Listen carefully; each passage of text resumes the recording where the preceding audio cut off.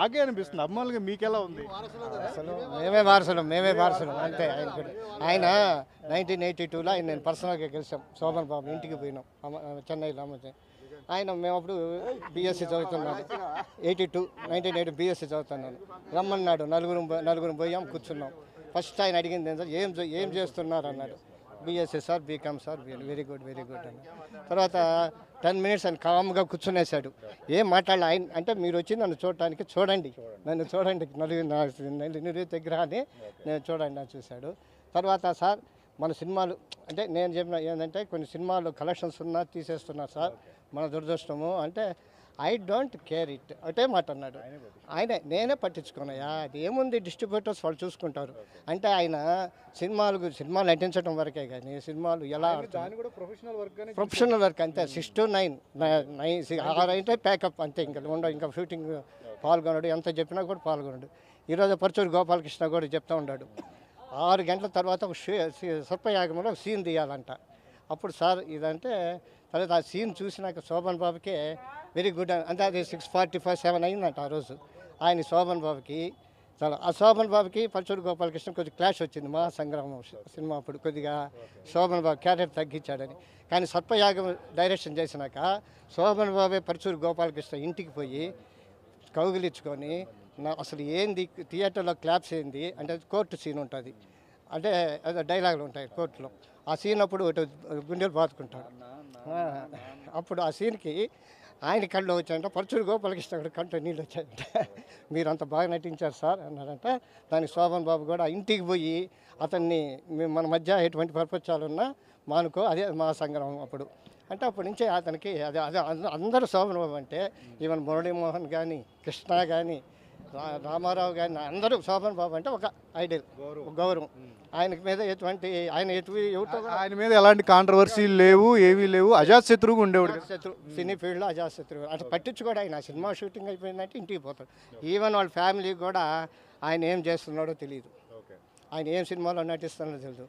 వాళ్ళ కొడుకును కూడా తీసుకొని రాలా.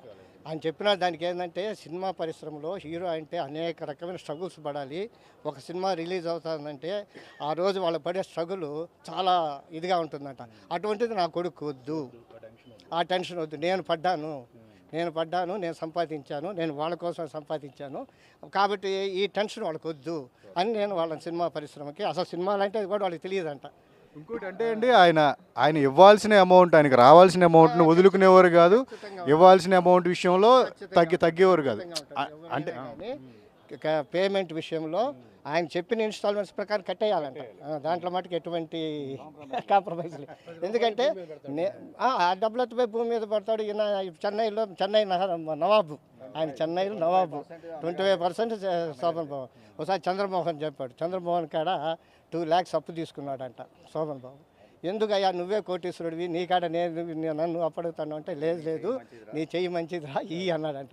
అది తీసుకొని పక్క రోజు కారులో ఎక్కించుకొని ఎస్టేట్ అంతా చూపించి ఒక పెద్ద 35 acres పూనమల్లి హైవే రోడ్లో, దీనికి నేను మొన్న డబ్బు కట్టింది. అది ఎవరో మాధవన్ అంట, మాధవన్ హీరో వాళ్ళ తాతదంట.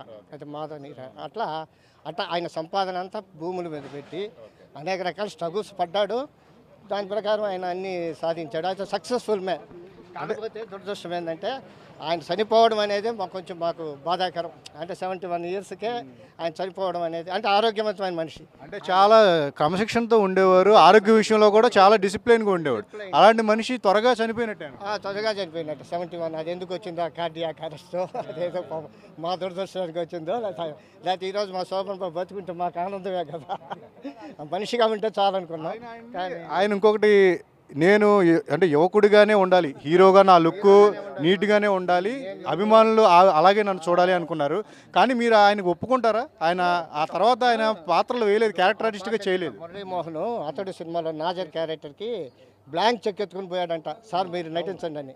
మోహన్ ఒక్కసారి అనుకున్నాము, ఒక్కసారి కమిట్ అయ్యాను, ఏది నేను ఇంకా నటించను, రిటైర్మెంట్ నేను నటించున్నాను. అదేవిధంగా విఎంసి దొరస్వామిరాజు, రాఘవేంద్రరావు కూడా పోయారంట.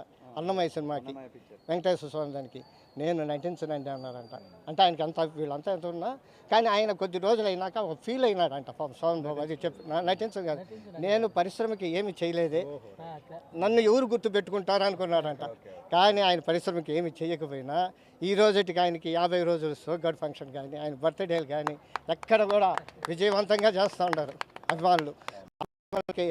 మాకేం బ్యాక్గ్రౌండ్ లేదు, ఇది పొలిటికల్ బ్యాక్గ్రౌండ్లు, ఫైనాన్స్ బ్యాక్గ్రౌండ్, కేవలం మా సొంత డబ్బులు పెట్టుకునే చేస్తూ ఈ కార్యక్రమాలు చేసుకుంటా ఉన్నామంటే ఆయన మీద ఉన్న అభిమానం. మేము కాళహస్తిలో ఆయన కటౌట్లకు పూలమాల వేసిన ఫస్ట్ వ్యక్తి నేను. అప్పుడు ఎవరు ఈ సోమరావు పూలమాల వేశారని అందరూ అడిగారు. అప్పట్లో ఎన్టీఆర్ ఏఎన్ఆర్కే ఉండేవారు అన్నట్టుగా ఉండేది కదా. సో అలాంటిది ఆయనకి శోభన్ బాబు కూడా ఫ్యాన్స్ ఉన్నారా, శోభన్ బాబు కూడా ఫ్యాన్స్ ఉన్నారా అని ఒక ఇది వచ్చిందంట. అప్పుడు ఉండారు శోభన్ బాబుని అభిమానించే అభిమానులు కొంతమంది ఉన్నారు, మరి లేడీస్ అభిమానులు.